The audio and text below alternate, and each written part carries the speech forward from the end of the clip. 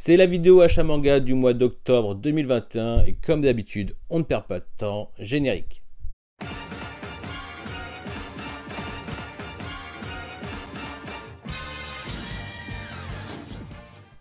On commence avec le tome 10 de la saison 6 de Hajime no Ippo. Ce tome marquera, ou plutôt le tome suivant, marquera un tournant décisif dans la carrière d'Hippo. Alors profitez bien de ce combat car il est assez incroyable et je ne vous en dirai pas plus. Je me suis procuré également le tome 4 de Shirulan, donc de chez Mangetsu. Donc j'ai appris il y a peu de temps que ça y est, ils ont réglé, je ne savais pas qu'ils avaient un problème avec les scans donc, à utiliser pour les versions numériques. Donc je suis très content, c'est peut-être donc les derniers formats physiques que je vous présente de Mangetsu, car il est fort probable, à part pour les grands formats, que je passe au numérique malgré la qualité de certaines des jaquettes. Là n'est pas le problème. Je me suis également procuré le tome 3 de Keiji, donc de Tsetsuhara. Voilà. J'ai toujours pas lu le tome 1 et 2 pour dire la vérité. Ou alors j'ai juste un vieux souvenir de la version Saka ou Casterman. Et également je me suis procuré donc le tome 1 de Suten no Ken, donc la réédition de Fist of the Blue Sky, je sais plus. Enfin bon, la préquelle de Ken le Survivant. Alors ça par contre, j'ai déjà lu la quasi-totalité de cette œuvre. Et il est fort probable, effectivement, que je la continue également, mais en numérique. Ça fait un petit moment que je voulais me le procurer, donc le one-shot Errance de Inu Asano. Voilà, ça fait, comme je vous le dis, ça fait un petit moment que je voulais me le procurer. J'avais adoré La Fille de la Plage, j'avais adoré Ninjagara Holocaust, enfin je sais plus comment on dit. Un peu moins Solanine, contrairement à beaucoup.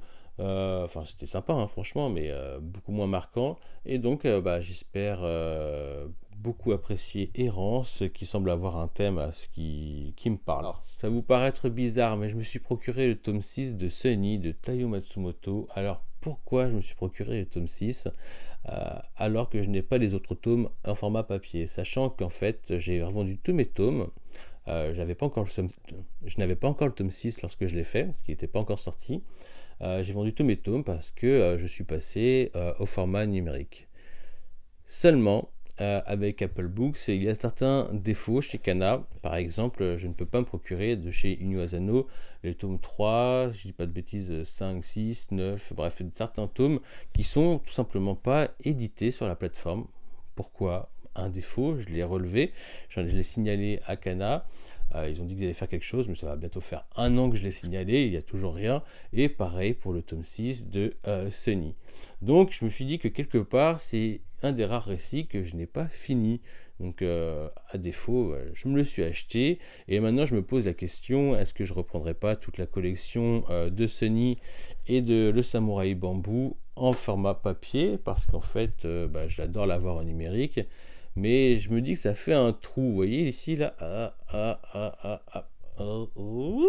voilà, ici je trouve que ça fait un trou là, c'est exactement la place pour mettre ces deux séries.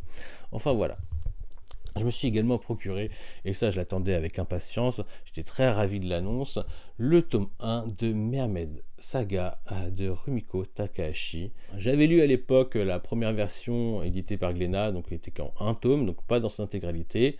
De souvenirs, j'en ai plus beaucoup pour dire la vérité, mais voilà, aujourd'hui je suis ravi de redécouvrir cette série et voilà, donc toujours pas lu, mais ça ne serait tardé. Je me suis également procuré l'auto-école du collège Moriyama de Keigo Shinzo. Voilà, donc dernièrement je m'étais procuré Summer of Love, donc une lecture que j'ai vraiment appréciée. Et le trait, là, ça me fait beaucoup penser un petit peu à du Taiyo Matsumoto. Donc, j'espère vraiment apprécier ma lecture. Alors, c'est marrant, hein, il y a plusieurs styles. Quand on connaît son style, entre l'auto-école du collège Moriya, Summer of Love, ce que j'ai perçu Tokyo Alliance Brothers, donc sera certainement ma prochaine lecture, et de Mauvaises Herbes, on voit que le style graphique change. Ce qui est aussi, pas sans rappeler, la signature de Taiyo Matsumoto, et donc peut-être de très grands auteurs. Je me suis également procuré, et ça c'est sous l'influence de Capsule Manga, Earthful Company, voilà, de Mangataro. Donc des éditions IMHO. Voilà. Donc voilà, c'est un genre très particulier. Je sais pas si vous voyez avec les ombres, vous voyez les sales gueules. Enfin voilà, j'ai hâte de lire ça, je suis curieux. Je me suis acheté quelque chose en occasion. Alors, j'avais déjà lu Emblem of Roto, donc le tome 1. Voilà, et en occasion, bah, je me suis procuré la suite de Dragon Quest Emblem of Roto jusqu'au tome 14. Voilà, jusqu'au tome 14, tout va se casser la gueule. Je les repose et vous me direz pourquoi. Bah déjà parce que j'ai beaucoup apprécié ce tome 1. Parce que dans l'attente de Dragon Quest, la quête de Dai, eh ben, j'avais envie d'une petite dose de Dragon Quest.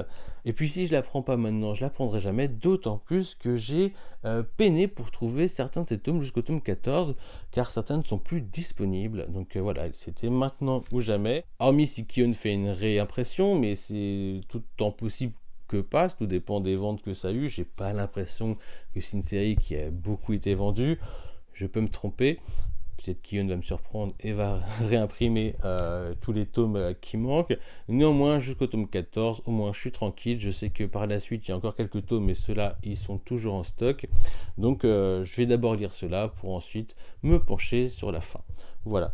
Mais j'ai vraiment hâte, et je vous en parlerai peut-être à l'occasion, de lire Emblem of Roto. Et puis ainsi, je pourrais me consacrer à l'autre série. Donc j'avais acheté les tomes 1 et 2 également, mais édité chez Manabooks, je crois. Je me suis procuré le tome 4 et 5 de Natsuko no Sake. Donc ça fait un petit moment que j'ai arrêté ma lecture. Je suis encore à la lecture du tome 3. Sachant que la série s'arrête au tome 6, voilà, j'avais envie d'avancer un petit peu et j'avais aussi le grand plaisir de retrouver notre héroïne à la recherche du meilleur riz pour faire le meilleur saké. Alors, c'était vraiment pas prévu, c'était pas dans mon intention. Je voyais que ça en parlait, ça a attisé ma curiosité, mais j'ai vraiment, en passant dans ma librairie, mais je dis une librairie, c'est la papeterie de mon village, de ma petite ville saisonnière, que j'ai croisé Goldorak. Voilà, alors c'est en le feuilletant, tout simplement, en le feuilletant, que ça m'a donné terriblement envie de me le procurer. Voilà, parce que moi je connais les personnages, j'ai quand même grandi avec Goldorak. Voilà, on peut pas dire que ce soit vraiment ma génération, mais j'ai quand même été biberonné au Goldorak. Et ben voilà, j'ai craqué.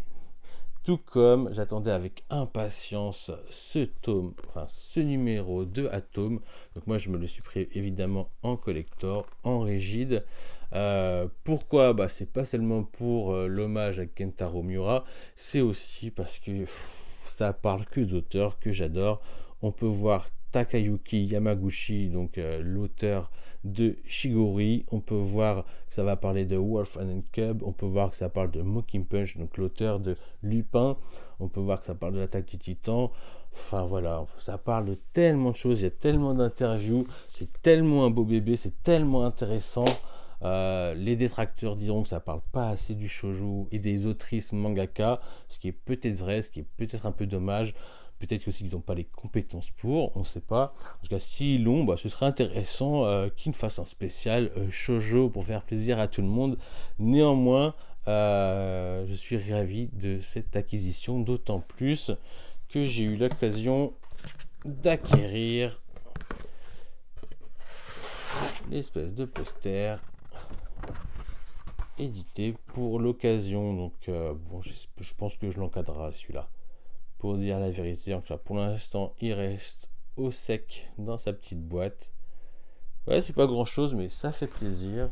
Alors vous voyez, moi je suis pas très goodies, je suis pas très décoration manga dans cette pièce, mais une petite touche,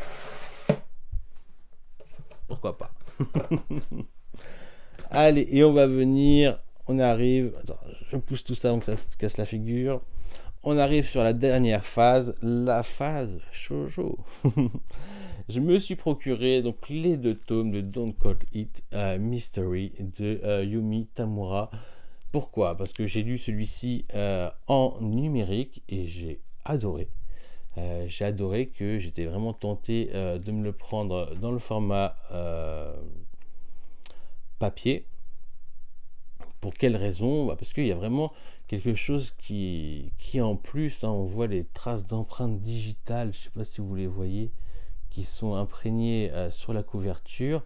Et parce que surtout, pour vous dire la vérité, j'attends encore le tome 2 dans son format numérique et je ne le vois pas.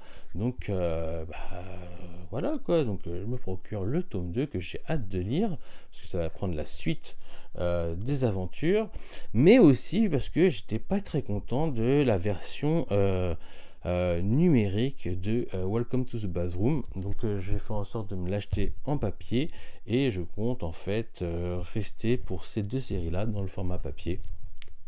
Je ne pense pas que ce seront des séries à 40 tomes, ce qui aussi me pousse à faire ce choix. Voilà. Et je me suis procuré également A Tell's Tale de Misu Sahara. Alors, il faut savoir que cette autrice, j'aime particulièrement ses dessins, mais aussi ses récits. J'avais beaucoup aimé, alors je ne sais plus si c'est Le Chant des Souliers Rouges, enfin bref, vraiment un petit truc très sympa en 6 tomes, que je vous conseille de lire si vous trouvez. Il y a d'autres séries de l'autrice que j'aimerais découvrir, mais qui sont hélas plus disponibles dans le commerce. Donc à la sortie de celui-ci, j'étais obligé de sauter dessus. Et petite folie de fin de vidéo, vous l'avez compris, j'ai beaucoup aimé la dernière œuvre de Yumi Tamura, Don't Call It Mystery, et j'ai aussi beaucoup subi d'influence. Il n'y a pas que moi qui influence, je subis aussi l'influence de certaines personnes, dont celle de Chloé, donc vous pourrez trouver sur Twitter, mais qui fait également des vidéos sur YouTube, et qui donne beaucoup de crédit à cette autrice et à sa série Basara. Donc là il y a le tome 1, mais concrètement j'ai les 26 tomes de la série qui en compte en fait 27, mais il faut savoir, d'après ce que j'ai compris, que le tome 26 et 27 sont des tomes un peu avec des histoires annexes, un peu comme La Rose de Versailles avec les tomes 3 et 4. Voilà, il faut savoir que l'intégrale de La Rose de Versailles, c'est les tomes 1 et 2 qui sont disponibles.